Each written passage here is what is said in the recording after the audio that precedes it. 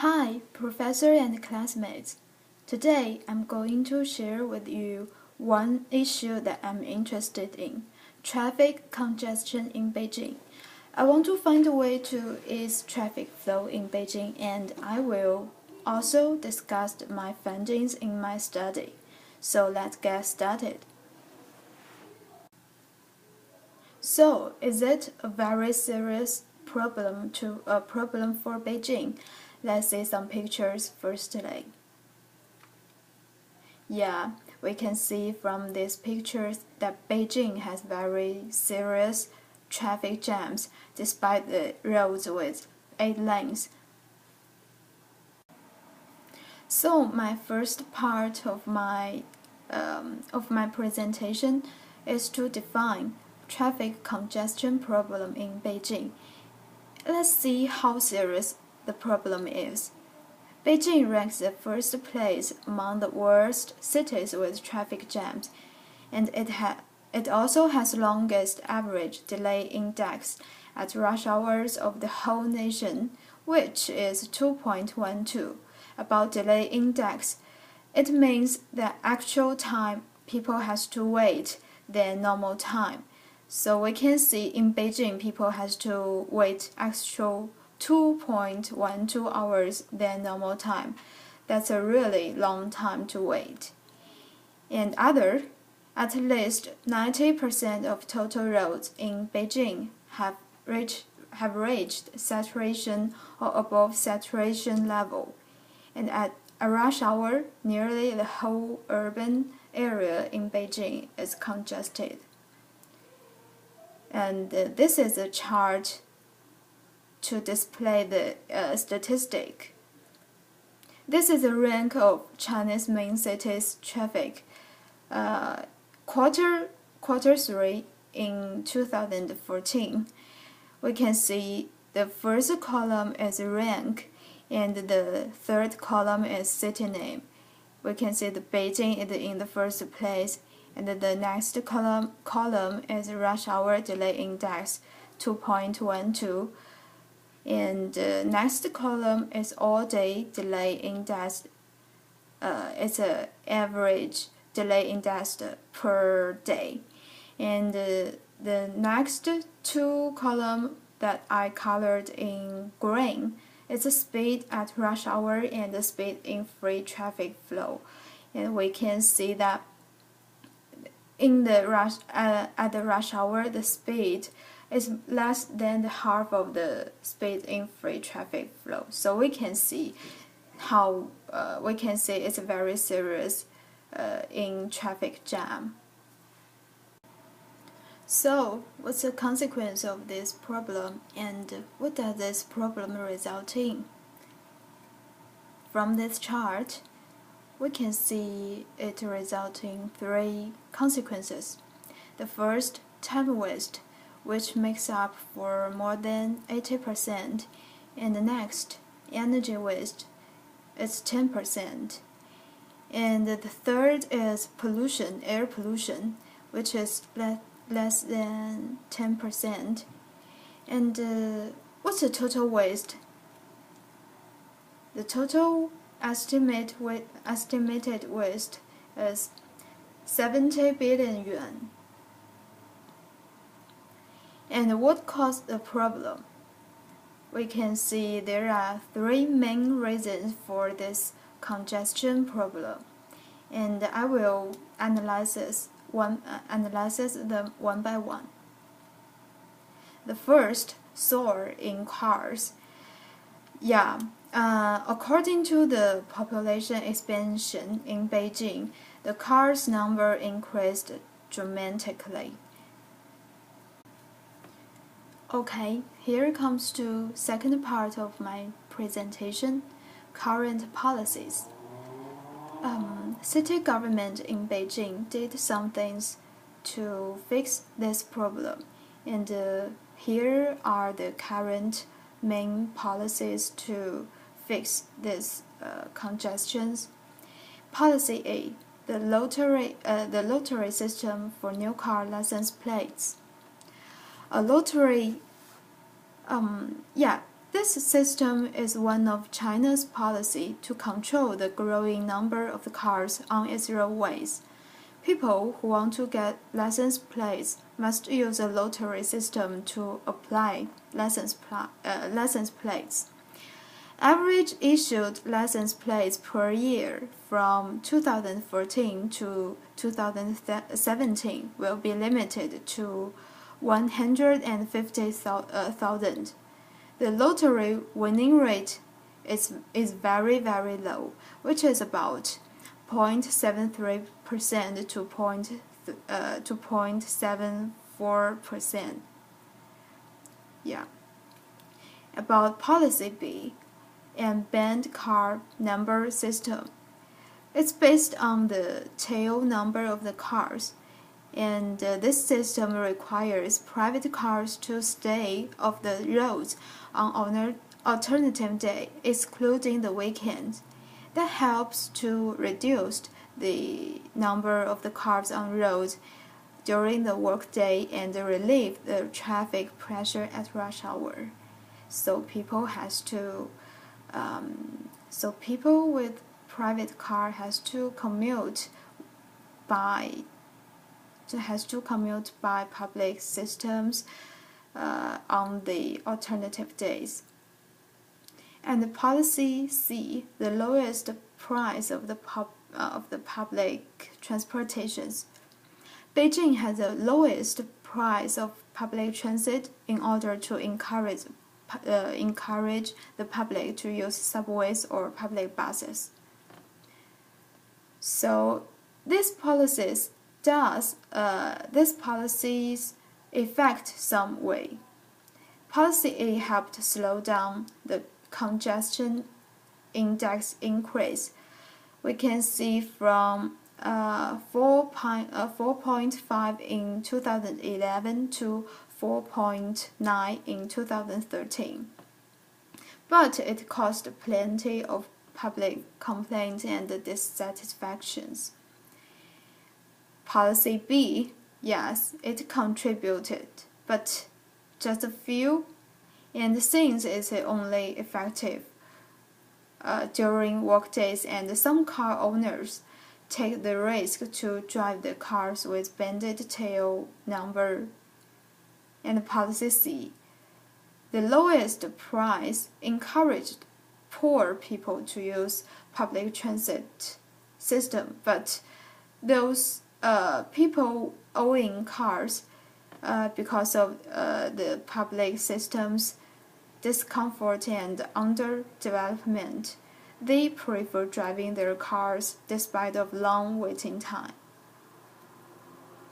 So their outcomes right now, these policies helped to ease the congestion. However, due to the huge increase of private car, unreasonable city planning, and underdeveloped public transportation, the current traffic situation is actually getting worse. So we need more effective policies.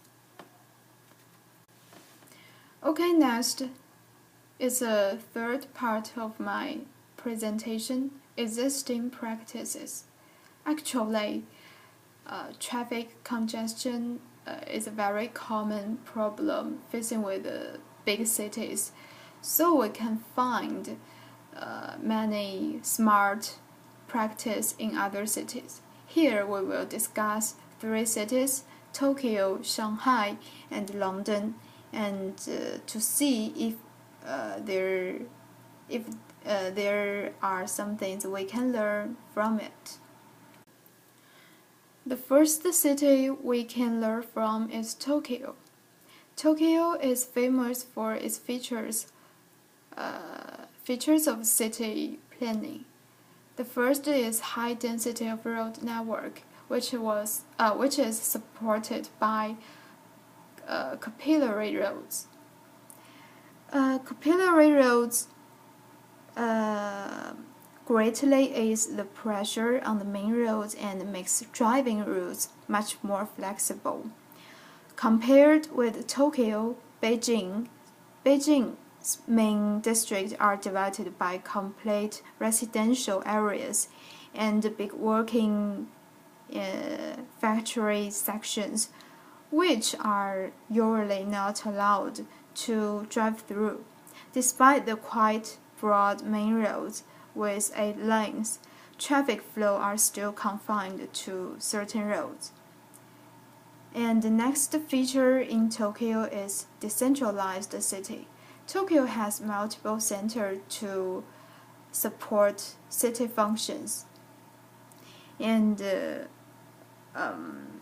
actually, Tokyo has been faced with serious traffic congestion, like Beijing, but it finally came to realize that centralized city was a crucial reason for traffic problems. Dispersing the city functions contribute to a lot to easing the traffic congestions. Multiple centers lead population to several districts instead of concentrating in one or two central areas. Beijing and Tokyo are sharing the same characters. They both have huge population, huge number of cars, and they was a centralized city. So the Beijing government should consider to change the city planning and retrofit roads like capillary roads to ease the big pressure on main roads in the city center. Then, this is a satellite pictures from Google. We can compare Tokyo and Beijing. This is a simple picture. We can easily get the information that Tokyo has many capillary roads, but Beijing compared with Tokyo, it just has a little capillary roads to share with the main road. The second city is Shanghai. Shanghai chose to plate auction system. They think the economic measure can control the private car ownership. But recent average price for one plate is more than $13,000, which halts people who want to purchase cheap cars. And from the light of the Beijing context, it is incongruent with the culture of Beijing to issue lessons only by economic power. Since Beijing is the center of politics and cultures, it emphasizes fairness and equality rights. Auction is obviously unfair to the lower and middle class.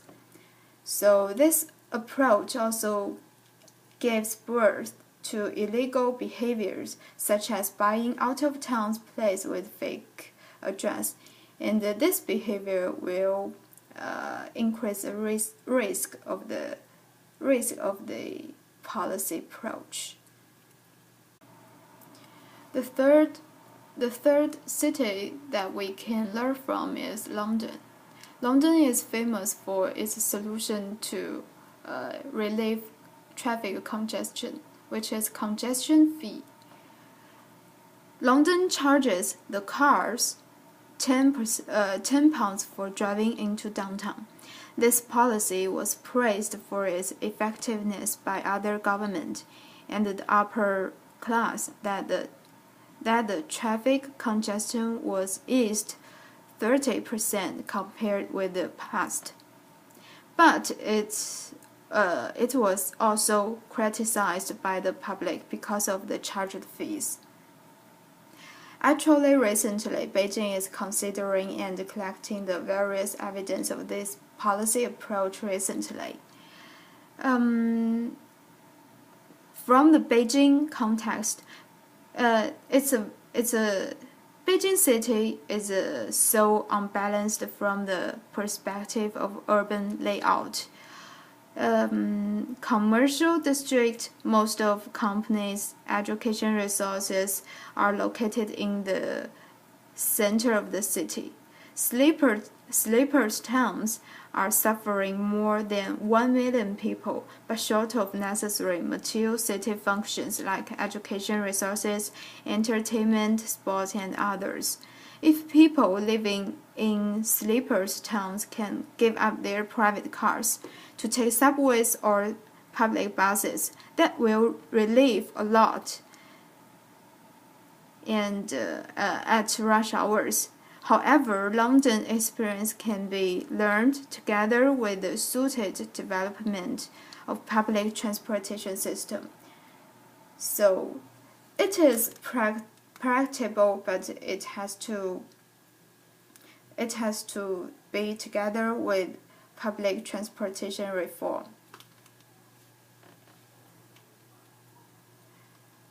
Okay, the next part is a key policy alternatives that I conclude from the existing practice and after summarizing the evidence of problem and Beijing context and its current situation. So I just figure out 3 alternatives. The first is congestion fee, the second is odd and even number system, and the third is city planning reform. Okay, how about its estimated outcomes?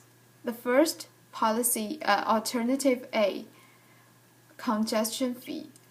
This alternative I learned from London experience. It can be charged 50 to 100 yuan per day per car for entering urban area. But this policy alternative will decrease the driving cars in the urban area for short periods, like I just said, there are many sleepers town in Beijing, and if people give up their private car to drive and take the public transportation system, it will mitigate the traffic pressure in the central areas. However, it will be effective on the premise that urban areas have developed public transportation system, which is mature enough to support the massive human traffic in Beijing. So it still needs a long-term plan for transportation system like I just said before. About alternative B, odd and even number system. This system requires cars to stay off the roads for 15 days per month. Cars with odd tail number are allowed on odd days, and cars with even tail numbers are allowed to drive on even days. This policy significantly reduces the use of private cars and increase the use of public transit system. And the policy outcomes actually are very satisfactory. During this system was adopted during the Olympic period and APEC period.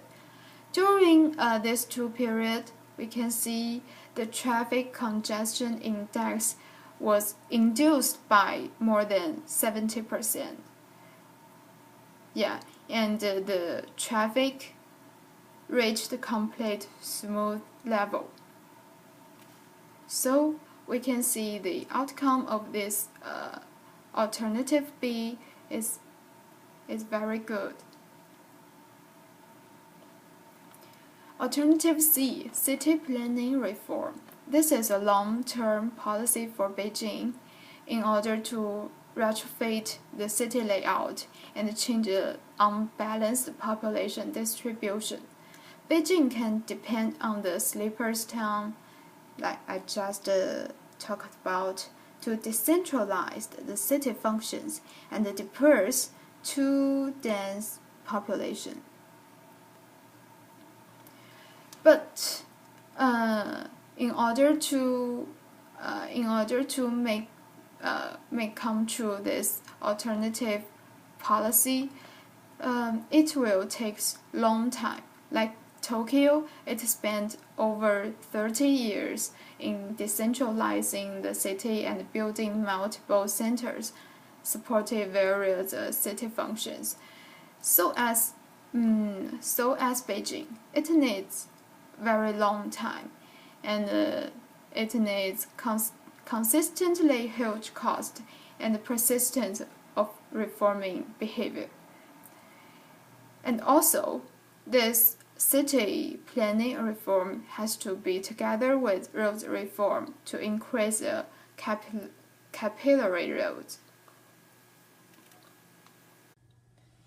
And the last part of my presentation is my recommendation of policy solution for Beijing government. My policy solutions are two kinds of policy. One is for short term and other is for long term. The short term policy is an odd and even car number system. Compared with the previous number band policy, this system requires cars stay off the roads for 15 days per month. It's a very effective way to control, to confine the car usage of private ownership, and it drives people to use public transportation system. So I think it will be very it will has a very satisfactory outcome for government to control the private cars number in a short period. But it has some drawbacks that will cause some public complaint and dissatisfaction of those people with private cars. About long-term policy, I recommend city planning reform. I think the unreasonable city planning in Beijing is the deepest reason for traffic problems. So I think this is very important to carry out. And for this policy, there are two key points. The first is decentralized. The first is to decentralize the city, to disperse city functions in order to segment the human flow, which is very huge in Beijing. And the second key point is to increase the density of the roads network, to create more capillary roads and increase the utility of roads of residential district and large working areas.